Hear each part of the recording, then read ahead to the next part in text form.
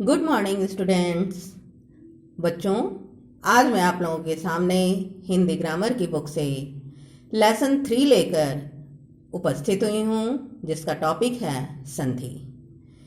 ये टॉपिक जो है बच्चों 7 और 8 दोनों क्लास के बच्चों के लिए समान रूप से है, क्योंकि संधि किसे कहते हैं, इसके कितने भेद हैं, ये 7 और 8 दोनों के बच्चों को समान रूप से पढ़ना है।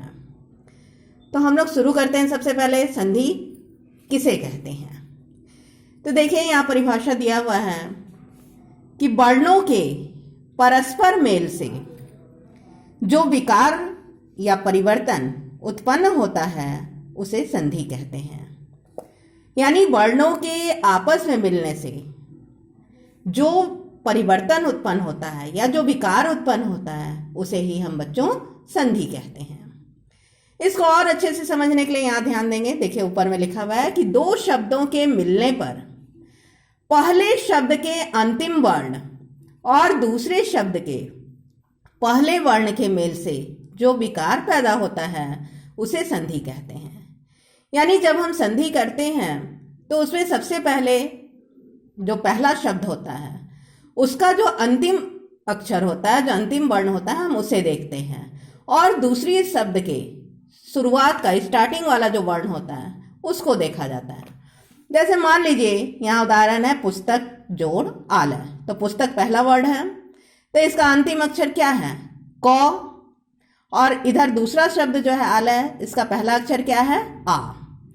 तो क में किसका उच्चारण हो रहा है बच्चों? क, अ का उच्चारण हो रहा है। और दूसरी ओर क्या है? आ है। तो जब हम इसको मिलाकर लिखेंगे तो वर्ड बनेगा पुस्तकालय। तो देख रहे हैं, जब हम अलग अलग बोल रहे थे पुस्तक और आलय, तो ये अलग अलग इसका उच्चारण हो रहा था, उच्चारण में अंतर है। और जब हम इसको एक साथ मिला के बोल रहे हैं पुस्तकालय, तो एक तो इसका उच्चारण बदल गया, बोलने का ढंग बदल गया, शब्द संक्षिप्त हो गया। तो ये जो परिवर्तन होता है दो वर्णों के आपस में मिलने से जो उनमें परिवर्तन पैदा होता है, इसी परिवर्तन को बच्चों संधि कहते हैं। अब हम आते हैं कि संधि कितने प्रकार के होते हैं। तो संधि के 3 भेद होते हैं: स्वर संधि, व्यंजन संधि और विसर्ग संधि। तो बच्चों, ये तीनों भेद जो हैं, इन तीनों संधि के भी अलग अलग भेद हैं, नियम हैं कि किस तरह से हम इनका प्रयोग करते हैं। तो ये जो तीनों संधि है बच्चों, ये तीनों संधि आपको एक ही टर्म में नहीं पढ़ना है, अलग अलग टर्म में पढ़ना है। अभी हम लोग फर्स्ट टर्म के लिए केवल स्वर संधि का अध्ययन करेंगे कि स्वर संधि किसे कहते हैं, इसके कितने नियम हैं, इसका प्रयोग कैसे किया जाता है, इन सब के बारे में हम अध्ययन करेंगे। तो शुरू करते हैं। सबसे पहले स्वर संधि कि स्वर संधि कहते किसको हैं। तो दो स्वरों के मेल से उनमें जो विकार आता है उसे स्वर संधि कहते हैं। तो स्वर संधि के लिए ये आवश्यक है बच्चों कि दोनों ओर, पहले भी मैंने बताया था कि पहला जो शब्द है उसका अंतिम अक्षर और दूसरी ओर के शब्द का पहला अक्षर देखा जाता है।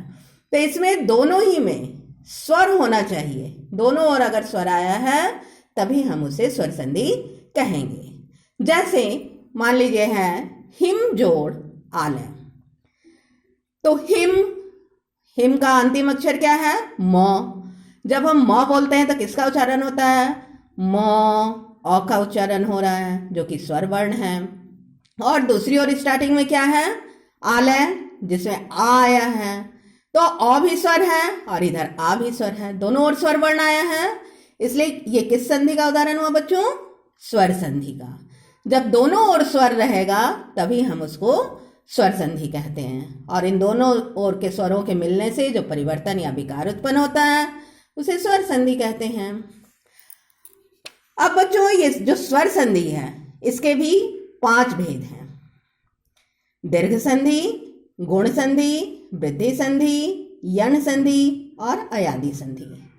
अब हम एक एक संधि का हम लोग विस्तार से अध्ययन करेंगे कि इसका कैसे प्रयोग किया जाता है, क्योंकि सबसे ज़्यादा बच्चों आप लोगों की गलती संधि करने में ही होती है और आप लोग अंदाजी कर देते हैं। लेकिन इन सब का नियम है कि किस तरह से संधि किया जाता है। तो सबसे पहला जो है ये है दीर्घ संधि।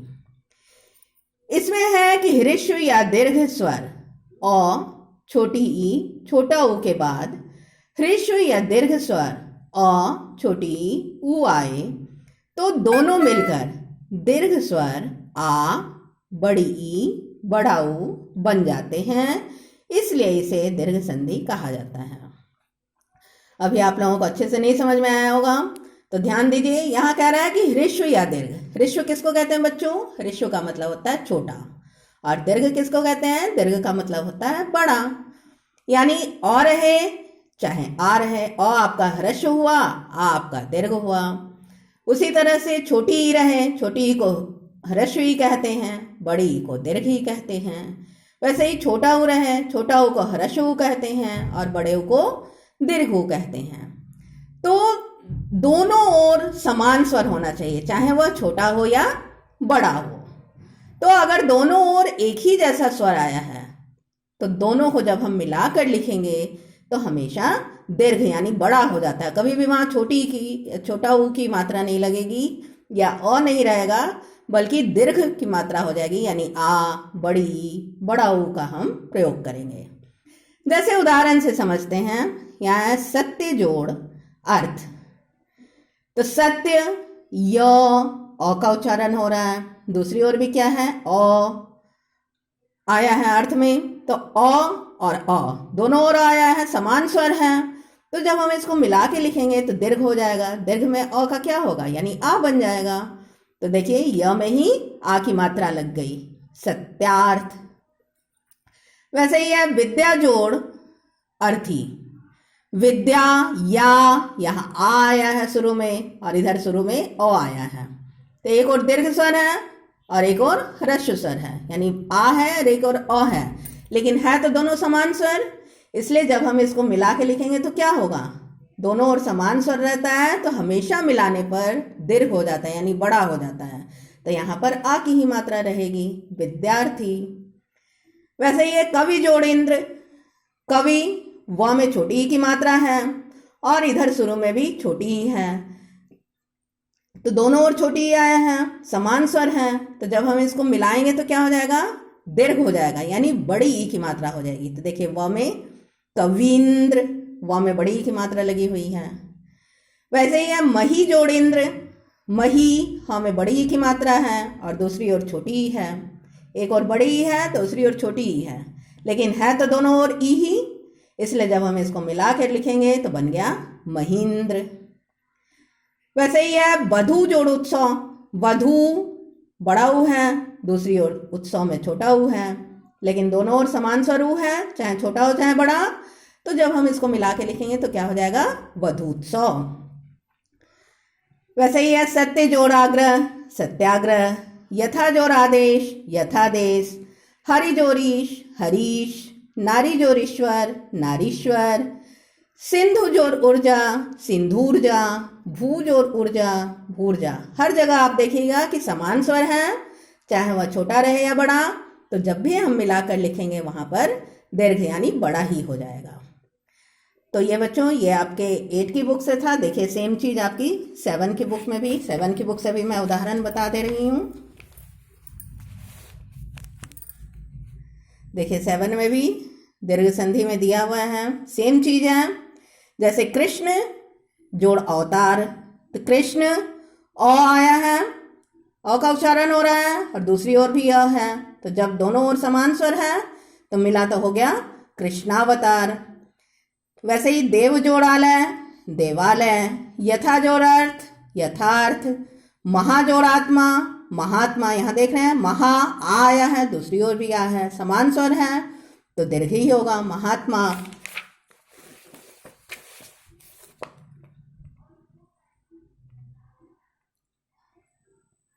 उसी तरह है रवि जोड़ इंद्र, रविंद्र। देख रहे हैं रवि वह में छोटी ई की मात्रा है और इधर भी छोटी ई है, तो जब हम दोनों ओर समान स्वर ई है तो जब मिला के लिखेंगे तो देखिए बड़ी ई की मात्रा हो गई है, रविंद्र। कवि जोड़ ईश, एक और कवि में व में छोटी ई की मात्रा है और दूसरी ओर स्टार्टिंग में बड़ी ई की मात्रा है, लेकिन दोनों ओर ई है, इसलिए जब मिला के लिखें तो क्या हो गया, कवीश, बड़ी ई की मात्रा हो गई। वैसे ही है शची जोड़ इंद्र, शचिंद्र। रजनी जोड़ ईश, रजनीश। गुरु जोड़ उपदेश, गुरुपदेश। लघु जोड़ ऊर्मी, लघूर्मी।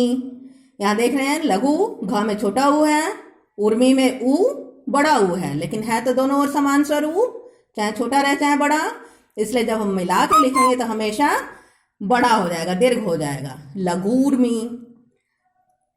वधु जोड़ उत्सव, वधूत्सव। वधु जोड़ ऊर्जा, वधूर्जा।